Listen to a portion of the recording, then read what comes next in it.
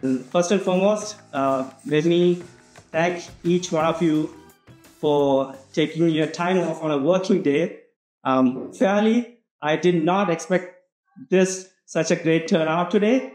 But thanks to TC and SI, you guys did a good promotion out there. So thank you so much and welcome. Thanks to all of you for taking time to be here. My name is Siva Nadarajah. Some of you may know me. And for those of you who don't, I run a media tech company called TC, which is short for TamilCulture.com. It's something that I started right out of university many years ago. And the reason I started is I grew up in Toronto in the 90s, and the Tamil community did not have a good reputation. And as a high school student, it was not cool to be a Tamil. And I thought, why do people feel this way? And it's because the media represented Tamils in such a negative light, and representation matters. Seeing yourself, your name represented in a positive light really does impact how you see yourself and your identity. So I wanted to do something about it. So I started TC as a blog, and I would reach out to amazing individuals like the many people sitting in this room, and I would just interview them and post articles. And that slowly grew to what TC is today, which is a community platform that's culturally driven, and it has a reach that's pretty global, which is pleasantly surprising. So we build an audience through content, and we monetize through a community as a service business model. So we have My Tamil Date, which is a dating community. And we also have Tamil Changemakers, which is a professional networking community. And my idea is to eventually replicate that for other diaspora communities, similar to ours. So that's my story. And this was all started in Scarborough, which is where I was raised from a young age. And that leads us to how Ajahn and I got connected and are starting and running this event. So, yeah, awesome. Thank you, Shiv. I'd like to start the first part with Tamil. So, Yadumuri Yavalunkavir, that means it's a humble figure. So, Yadumuri Yavalunkavir, and the Palamali Kenanga, Nanga, Canadian Tamil, Laridam, and Kodana, Party, Panjami, Devrana. And at that is the other time, busy type training the one day, and then it's a variant than the Manamad and the which you compress. Another Manavia, the Tamla, the other, and the latter part I will be translating and talking in English. So I'm from Scarborough. My name is Ajahn Tibu. I've been living there for the most of 20 years. For those who don't know Scarborough, it's almost 1/4 of Toronto.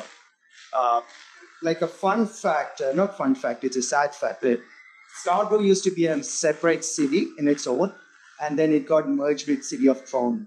Ever since the merger happened, the investment in innovation, futuristic things started falling back because it became a checklist. They'll say, hey, does Toronto have an innovation hub? If the answer is yes, they'll move up.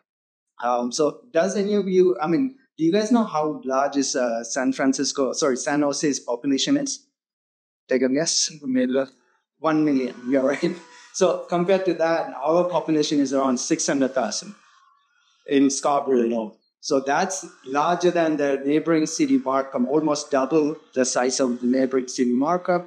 And then when it comes to Brampton, Brampton City, our population is matching that. Out of that, we have about 20% of that population is Tamil, ranging from Sri Lankan Tamil, Indian Tamil, and various Arctic. So something unique about Scarborough, we were talking to Ruban earlier, is that we have the best food.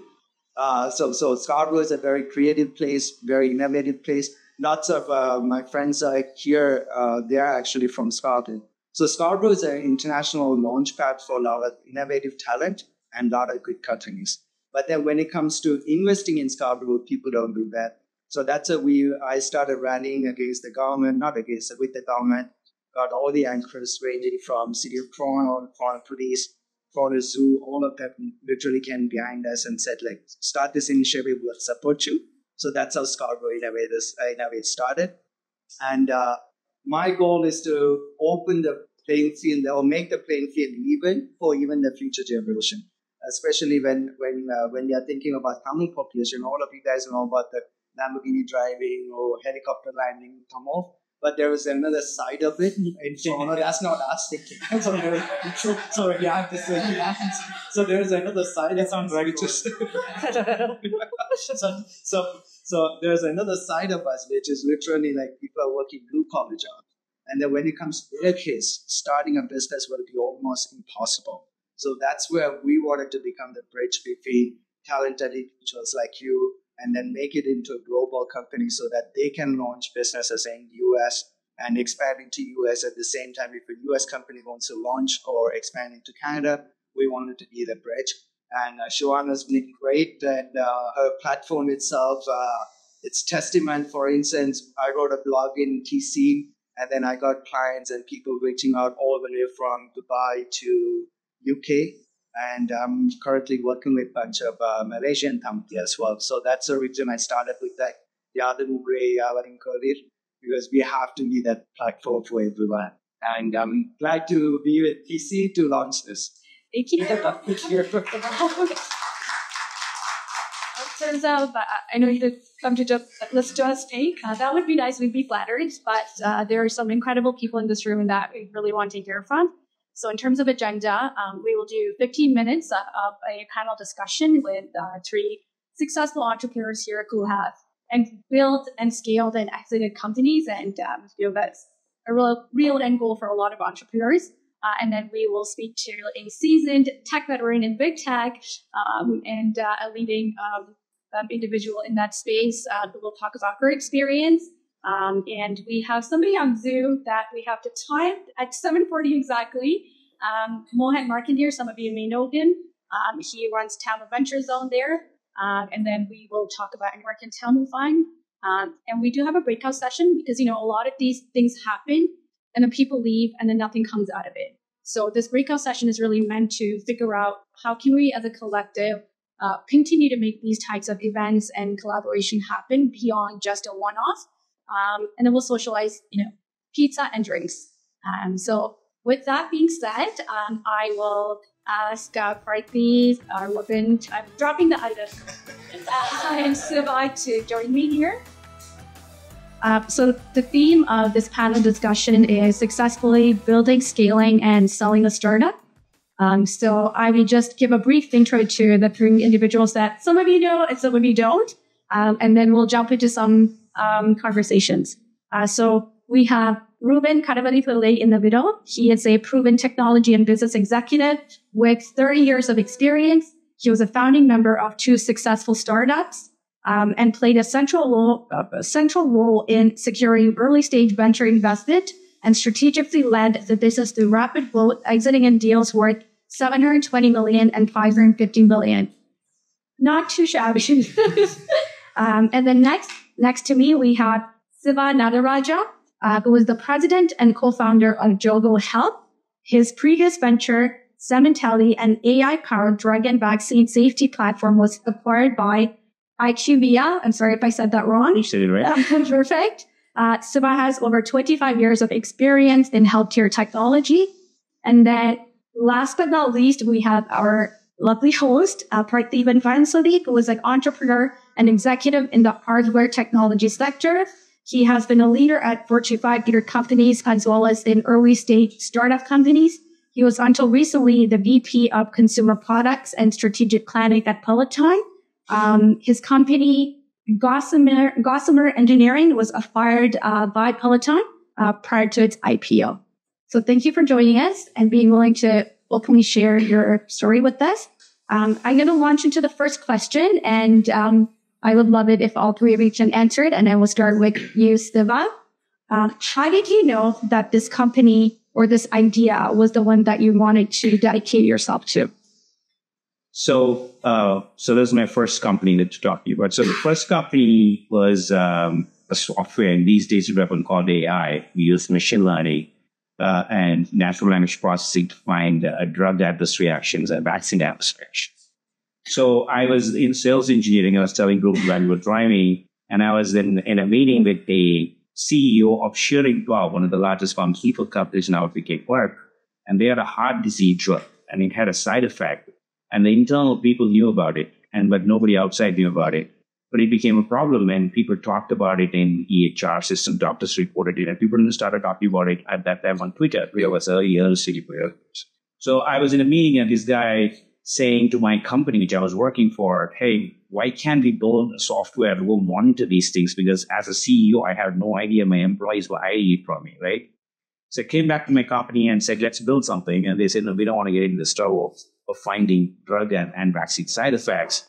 And I just quit my job 3 days after, right? Because I knew this was an important thing that nobody's trying. So then I just went after that, right? And so it was something you feel that this is a problem that is, failing that no one has solved. Then you need to quit. And what happened afterwards is a long story after drinks, but but that's how I went up. Thank you. So, yeah, my beginning one is interesting because there was a company called Broadcom. Now it's a multi-billion or is a $1 trillion company. It was a startup next to where I was in Southern California. And they gave me an offer to join as first 30, 40 employee. And as usual, as a Sri Lankan Tamil, I was very conservative. I said, no, when I come back to my office, my manager says, I'm giving you $15,000 in a promotion. And so I took that one. Fast forward a year, they go public. That about 20,000 shares they gave me would have made about $3 million. Then only they said, oh, wow, that is, a thing. So same way, there are 3 or 4 of friends in Rockwell Semiconductor at that point. And so we were saying, oh man, I needed the people who were going to build that company. So if they could do, we could do. So it was in 1999. So that's the time internet was being built, internet infrastructure. We were in telco area. So we knew that, the communication was being built, the infrastructure was built. And most of them were transferring data and talking about things. And so we said, why don't we use that to send the voice over internet protocol? Because that could be a big thing. Because I remember that time when we had to call Sri Lanka, it was like $3 an hour or something like that, so much. And if you can use the infrastructure to do that, for that, you had to do some of the technology thing with you had to make sure the latency is there, or the echo cancellation when you talk, if there's an echo and all that. So that's where our background, the founders were, one of a PhD, I was from Stanford, in the DSP. So it looked at that. So it was like the right time, right place. It happened. Is that to me? Yeah, this similar story. I find that company that I started was a services company, product stuff to this. But all my life I worked in product and business. Started at Combat. I love by the busy way. I don't even know what Combat is nowadays, but it's a big deal. Similar to what Nvidia is now. Then I got sold to HP.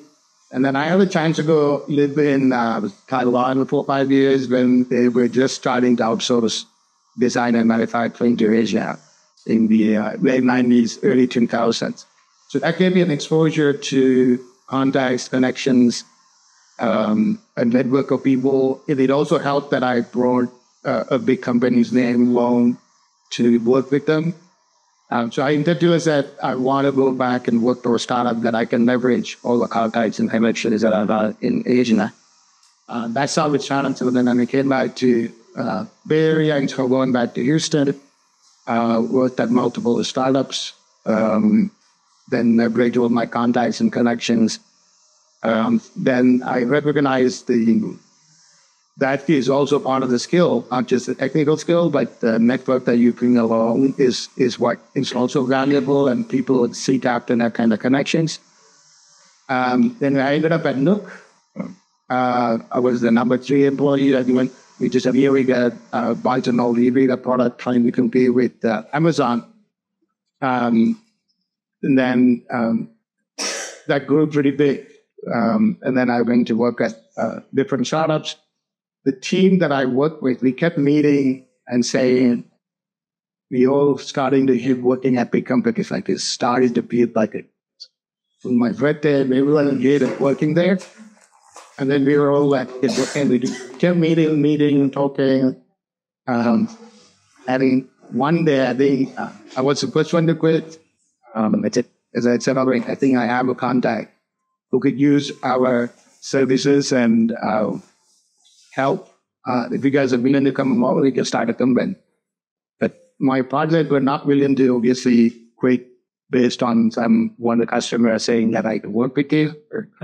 But I was able to convince the customer to pay us upfront enough money that we would be making working somewhere else. And that customer was very nice enough to pay us upfront. That helped us sandwich a payroll, that get things sharp. And that customer set that up at Weibo and then brought us into Google and then brought us into Facebook and Peloton and just grew. So, and just that journey of some intentional and some way you want to held. Thank you. So my next question is for you specifically, Siva.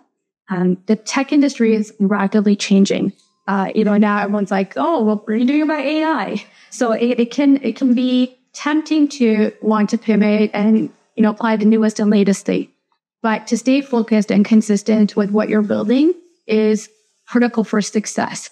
So how did you balance being focused and consistent with building up your product while making sure you were not missing out on important market shifts? Right. I think many successful, even top founders or CEOs, when you ask them what's the most important word in startups or in a company, is focus. If you lose that, then you are all over the place, right? So I still remember this story of my first company. Right now, we are doing something very focused. With the first company, we built a platform to find adverse reactions in medications.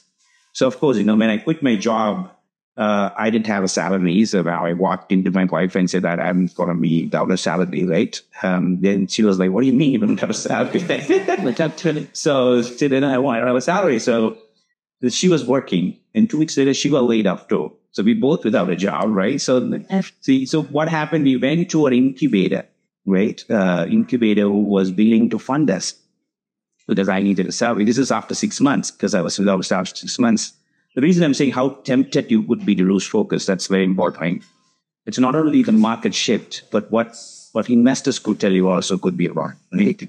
So this incubator also invested in us at a 10% stake of the company.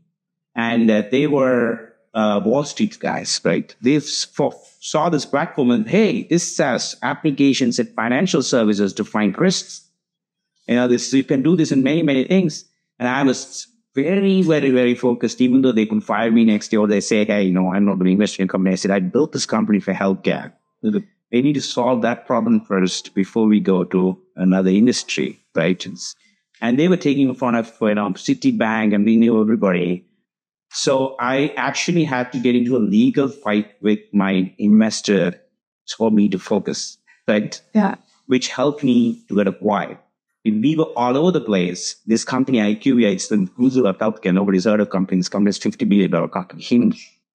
And they wouldn't have bought us if we were having products in, financial services and auto and things like that. They bought us before because we were focused. We could have become bigger later on. We don't know.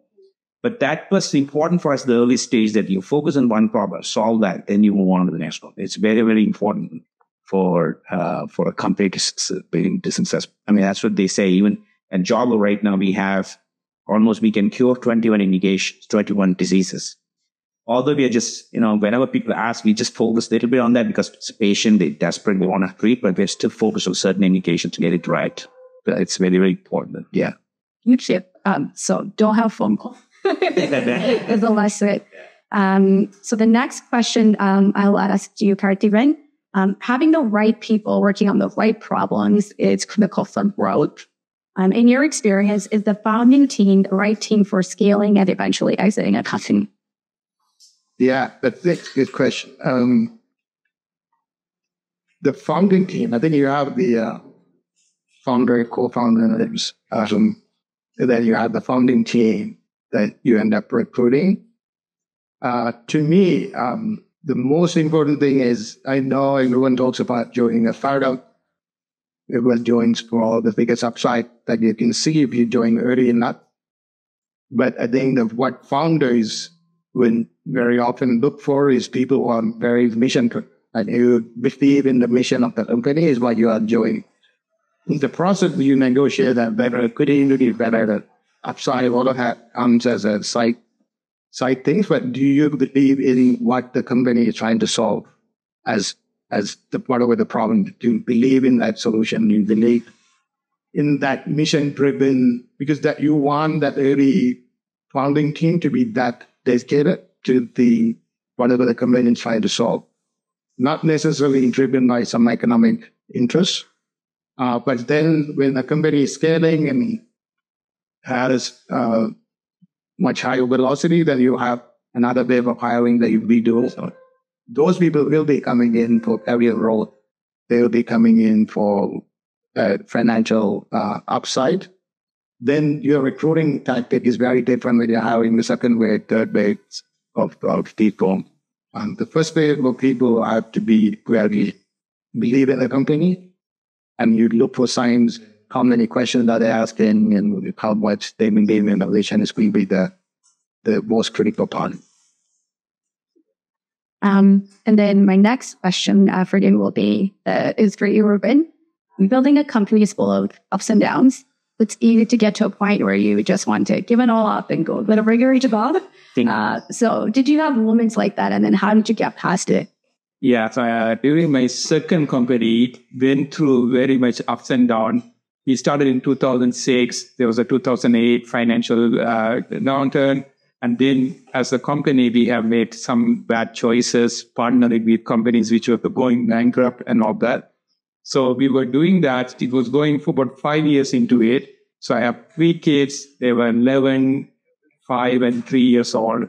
So we went for a spring break, and my wife was like not happy because I was not spending time or putting in mind there. And he said, you should quit and get out of it. And I agreed with that because I was so stressed because it wasn't going well and all that. So there are 2 choices. I could quit. And I said, I analyzed that weekend. It was a long weekend. We sat and said, what was the thing going? Mainly was the customer traction was very bad. And I wasn't in that room there because, so the people who were going was our CTO and one of the marketing guys. So I came back and I said, give me some time. Let me talk to them. And they have excuses after excuses. So I went to the board. I told them, I want to quit my engineering job. Can I become the customer engineering, board to customer? I want to try it for 6 months. If it works, it works. Otherwise, I must leave. So I did that transition. In that 6 months, we went back. We got EMC as a customer. And we qualified our product. We shipped $40 million worth first year. So that transition and that thing, it was all worth it. But that period when we had to go through that, struggle, it was a challenging part. But eventually it worked out.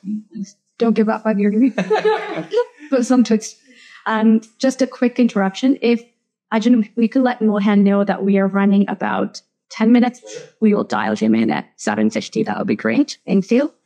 So I will go to the next question, which is then for all of you. How did you know that it was time to sell? Actually, let me wrap up 2 questions together. How did you know that it was time to sell? And what is one piece of advice that you would leave this room for anyone thinking of building, scaling, and eventually exiting a company? So 2 questions in that. Right. It's more of an art than a science that went into sell, right? So if people thought my company, when we sold, we had $1 million in revenue. That's all we had when we sold. But after I sold the company and built the company to have 100 million recurring revenue, the same company, right? Nothing changed, no acquisitions, and built the company and sold it. So I structured my deal with the acquirer that, my upfront payment would be less that we got paid by in stock options because we went public after those them. So initially we sold it for less, but, we were able to make up for that. But, but it was mostly going back to Ruban's positioning. It was my family situation that I had to sell because I was looking at things like my children are growing up. I was not spending time at all at that. Right? I'm having the company building here and I'm fighting with this guy who wants to sell to Wall Street, right? So it was very personal to me because I had 65% of the company on the 70% ownership of the company. And so I was able to make a decision. It's very personal to me at that point. Like I understood two things. Living the life at the moment is very, very important. They think that you may make money 30 years later and become a billionaire and nobody in there will spend time with you, right? Yeah. So I made a decision. I had to spend time with my children. So I had to sell. That was the first thing. And I also tell the same thing even for people who want to do charity. So we all do charity in Sri Lanka. People think, let me do my charity after you become a millionaire, right? You can't wait for that, right? You do it now, right? You do it now and then eventually you will do so. You don't wait for anything. So that's basically I didn't know whether I had thought through this as a science or not. I had to spend time with family. Then I was doing my charity work. I was educating about 200 children in Sri Lanka. So I said, I have to just make a decision now and then I'll figure that out. So that was my decision. It was not a business decision. It was more of a personal decision. And then what's one piece of advice that you would to scale? Yeah. Just to be sitting up. No, I mean, it's, role models, it's fine. Giving advice very easy often. I love to read. But, I think we have to, these entrepreneurial lessons of, hey, do what you're passionate about. It's all good. But I think you need to balance your life with your family. I think that's something that I always do. So, yeah, you can scale it. I could have scaled my company because 100 million recurring revenue, I couldn't think the billionaire, right? If I sold it. But I would have missed my entire 10 years of my life, right? So I didn't want to trade that for something that's going to come in the future. So to build something and exit, I think couple of things, and Ruban puts it very nicely structurally, what I kind of read his and kind of follows. But he writes, I think it's like few things he writes about the focus, the team. Because once the product is working, then you have HR issues in the company, which can drain you down, right? Yeah. So he talks about culture, team building, and those are the things if you fall in place, then you can really scale. Because it's not just the product after, it's how you build the company. I think if you haven't read Ruban's Accidental Entrepreneur piece, I read it. And he has structurally put this thing to the very thoughtful writing. So I don't know whether, I think you could ask it better than me, please. But, to remove the stress, I read his Facebook post. Mommy jokes. I think that's how I get the very stress down. So to me, actually, it was interesting. The first company we built very quickly, 2 years, 200 people. We raised $70 million. One day, we had to hire a new CEO. One day, he walk in and says, Rubesh, there's an offer on the table, from Intel. Should he take it? And we, 5 founders, we were sitting there and we were like, our competition got acquired by Broadcom actually for $1.2 billion. Our deal was $600 million. And we were like, nah, because, we thought we had a better technology. We were young and we can do that. And he said, okay, I want to set up a call with you, with investment bankers in New York, because they were invested in the latest round. And they said, have you guys made any money in your life? Because I was 29, 30, and this is the first time. And then they said, take the money and run, and you can do whatever you want after this. The second thing they said was these investment bankers are smart. Sometimes we say the dummies, the financial people, they saw the 2001 .com, the crash coming. It was January when Intel acquired us, agreement and closed it in April. And I think that summer, the economy went down and the whole thing crashed. The funny thing, the nice thing worked out for us, Intel, being stingy, they had a lot of money from Pentium, like they were selling a lot of things. So they wanted to make a deal, cash deal. So whatever money they gave as a cash, they wouldn't give us one share to us. But we wanted share because the share was all going up that time. And the cash, so next 5 years, they had to every month they had to pay out while their stock went from $65 to $13, and they got that one. So there are so much works out on that. For the advice part of it, when I was here, it was in 1999, and I think few of the Ingram was here and a few other people, and I didn't have anybody to turn to talk to. Because I was hot. I mean, to be honest, I lost few $1 million. There were a recapitalization of the company at the middle of the first round. And I didn't know what to do. I talked to the guy. Only guy I could talk to is one of the VC who invested. He said, "Oh, that's normal. Just sign the papers." So I lost about a couple of $1 million because of that. And I was so stressed out and all that. So I didn't have anybody to talk to. So I would, normally build some network outside the work as well as the investing group, and who independently will give you some kind of, advice that will be important, because that was the only way for you to think, and otherwise you are in a lone island like me. Yeah, I think for me it's a little bit of a combination of both of their answers. It was special in the sense we all left our jobs to do this because we were enjoying. We didn't want to work at these levels. Mm. But then we ourselves saw us becoming too fast.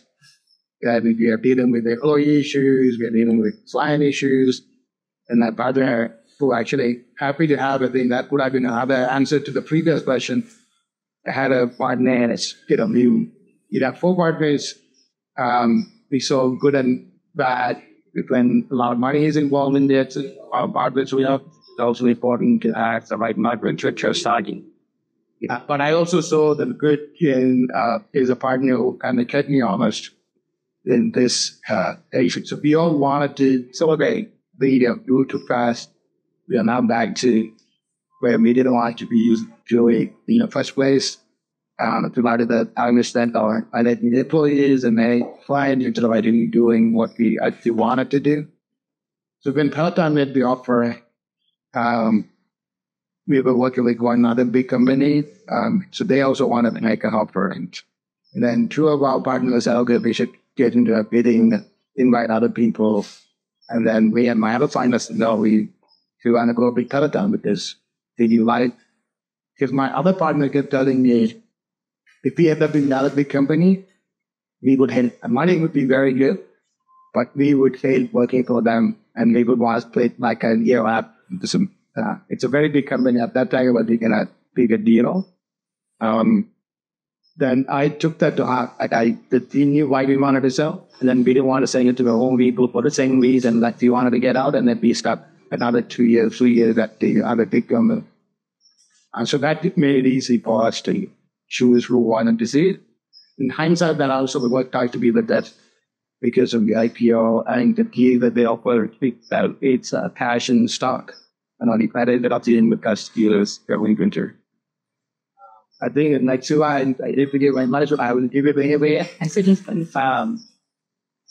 We think that I say very often, don't work at a company for more than 4 years. If there are 500 people or more, then we are stuck in that place. And then the second one I would say is always do some side projects. Yeah, always be learning and acting and do something on the side. Even when I would interview people in Peloton and others, that we always ask for an interview question, what is their side project? You have a side project. If that kind of goes to the character of people who are always trying to learn and stay up to date and always hacking away. Like in the Silicon Valley, you go, hacking away on something, then you are missing out. That will show the interest and all that. So that's kind of one cheer advice. Thank you. That wraps up our formal series of questions, but you can always click your phone and copy a question for you. Emma told me, he gets me come here and just talk to people very casually for 10 minutes. Everyone will be introducing themselves. I thought, okay, everyone will be introducing, sure. I just introduce myself. Didn't really realize that there was a benchmark or something else attached to it. I'll start by saying this. I know Patibhananda and all these other people just talking before. I think one of the advice that you said is, don't work for companies that has more than 500 people. The company for more than 4 years, leave. I think I failed that metric right there. I think I was approaching Meta now 3 years. Prior to that, Apple, I exceeded that 5 years. My background is in hardware engineering. I started out as a mechanical engineer, worked in new product development in consumer apparel industries, and then finally landed at Apple doing iPhone operations. Some of you all, especially the panel that spoke before me, really talked about innovating and kind of coming up with that first idea, first product, and really enjoying that process and bringing it out to the market. And what I have fundamentally done in my career, which is, working in bigger companies and taking a little bit of a different path, is figuring out how do we scale, because that's what operations and manufacturing is all about. How do we take that product that's manufactured as a 10 unit or 100 unit, and then how do we take it to 1,000, 10,000, a million? And then how do you optimize our processes and really come up with yields, or in a manufacturing line, that's what we all live and breathe about. How's our yield, how's our output, and how's that really setting us out for a long-term financial success that makes the product viable for the company. So that's what I've focused on for the last decade, you can suppose. And that has given me a lot of contentment, of course, a lot of learning. Compared to some of the experience in this room and the lineup that came up before, it's minimal. But I think it's one of those things, if it empowers you and it kind of gives you joy, I have been following that path. So that's my background. What I currently do right now in Meta is I work on augmented reality products. And some of you all may have heard about the whole metaverse, so the whole avatars and things related to that. In order to enable that, Meta has publicly announced that they're working on some of the augmented reality products, which are including the glasses. So I work on some of the future tech products that haven't been launched. And I have now recently moved from Berkeley to Display Engine, which is one of our core technologies which enables these products. So that's what I basically do at Meta. And happy to answer did I cover it? Any trends we should be on the lookout? Oh, trends. Maybe just 3 things that we should take away. Oh, 3 things in terms of trends. I think pretty much everyone here, depending on their industry, have their own trends, right? I think that's, AI is one thing that's popping up. I think in manufacturing, the trend has always been about efficiency and operation. So it's the book is old, but then it's kind of like the innovation is attached to that. We always talk about now the latest trend is like the digital twin, even in manufacturing, that's actually extending to human healthcare. How do you create a digital twin for your own body and what you do? So I think that's one thing that's... The problem moving manufacturing to US going west, is any activity on that message?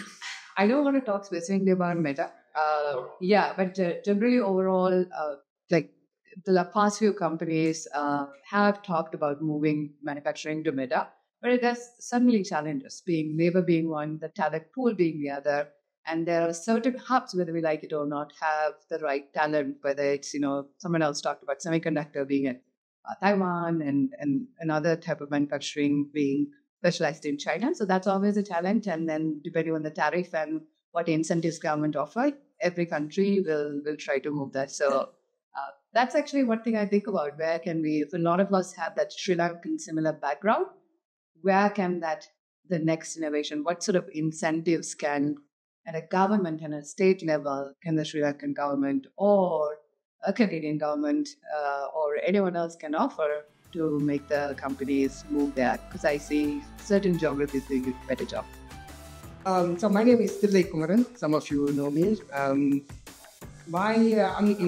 not an entrepreneur. So all along, I failed party also. I was with IBM 10 years. Thank you. Sign paper and clear the companies. But my other background is I'm more social, a non-profit experience. I was president of FETNA. I don't know how many of you know FETNA. Long time ago, I was involved in many Tamil activities. So that Tamil activism was my other side as part of it. So this American Tamil Fund, the idea came a couple of years ago in Chennai. There was one of FETLA conference. It's an entrepreneur conference called FITEM. And that's where, Chief Minister was there and other dignitaries. Some of the Tamil leaders, mostly FETLA past presidents, came up and pitched this. Let's create a Tamil fund to help the Tamil entrepreneurs. And that's how the idea came. But initially it was to invest in Tamil Nadu only. But then I came in and I quit my job, finally took partisan. Anyway, so I became full-time in American Tamil Fund. And I pivoted because Tamil Nadu, India is doing well. There are a lot of startups coming. But we went partying, we went and, all over, visited some of the startups, but they're not ready for venture fundable startups. There are startups, great startups, but, we are on a very early stage level. So we kind of changed our mandate to US only, not US only, Western economy, US, Canada, UK. So we will invest only in US dollars. We don't want to do it in Tamil Nadu because of the legal policy. Every day things are changing there. But we will go back to Tamil Nadu and we will start another fund and we'll invest. So the American Tamil Fund, right now we are only in the software startups, very early stage, not an angel investment. I get a party as part of another angel investment firm. We do some angel investment. We invested in 6 or 7 some startups. And American Tamil Fund, we're only looking for revenue generating startups. We are not, the product has to be validated and with few customers and some revenue. That's why we have invested in a couple of startups. We have, where is Siva? Siva is one of our LP and also our portfolio company. So we took his money and gave it back to him.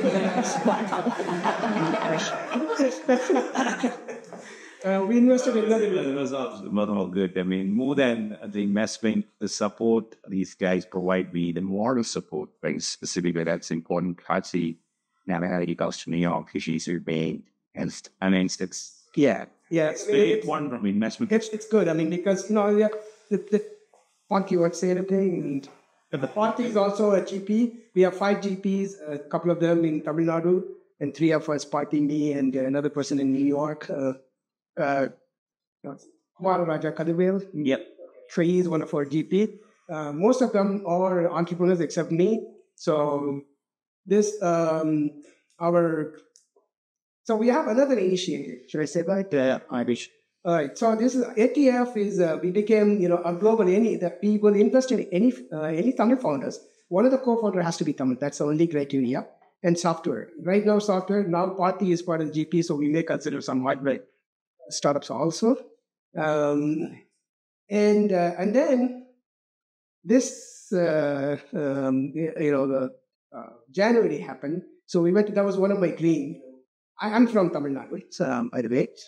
Visiting Jaffna, Yarpanam, I like to call Yarpani, it's not Jaffna, was my dream, So we, FETNA, had a FITEM conference, just like in Chennai. The second one was in Yarpanam. And there, we had a great time. I get emotional when I talk about it. But there we saw different requirements. Like, there are businesses and different requirements. Nanda was, instrumental in doing that FITEM conference. We did it with the RIT and Yarpanam. It happened in Yarpanam University. So it was a great event. There, we had to do something, so a few of the, FETLA leaders came up and said, they pledged, okay, we will commit a certain amount and we will start investing in only Northeast, maybe Malayam, maybe the future, there's some business going on. And we will do it in Malayam also. Like that. When we say Irams, I include Malayam also in because to me, so when I say Iram,